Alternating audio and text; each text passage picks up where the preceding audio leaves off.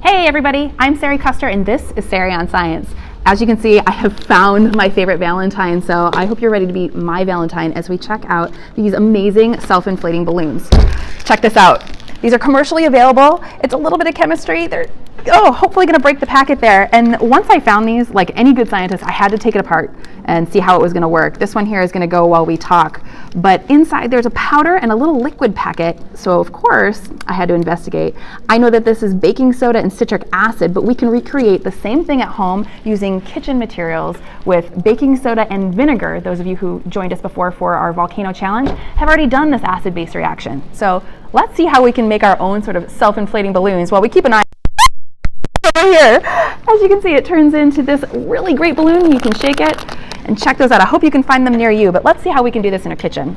I'm going to start, of course, with goggles, safety first. We're using safe kitchen materials, but you always want to protect your eyes. All right, and the first thing we're going to need, other than our baking soda and vinegar, 2 plastic bags. I've got a 1-gallon Ziploc bag and a snack size bag. If you've got a sandwich size bag, that could work too. I've already stocked it with 2 tablespoons of baking soda, but I'm going to add 1 more just for good measure. 2 to 3 tablespoons is a really great amount to make this work, and we're going to put it right on into the big bag.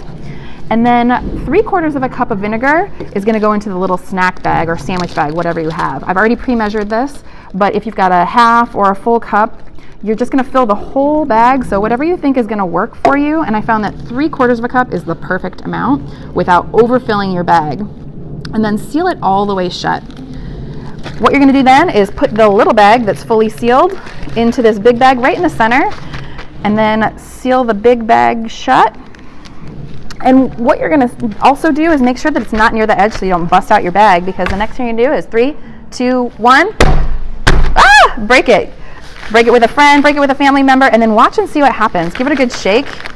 You're going to mix the liquid and the powder in a sealed environment, and of course you always want to be careful when you're pressurizing something or using gas in a sealed environment, but you can hear, I hope you can hear, the fizzing, you can see the bubbles, and of course our bag is inflating, so that reaction's happening and creating carbon dioxide gas, filling up that bag and also making it cooler.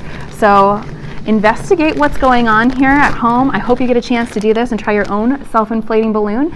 You can try this activity and so much more with us here at Arizona Science Center. So check us out at azscience.org, and of course join us anytime with Sari on Science. We'll see you next time.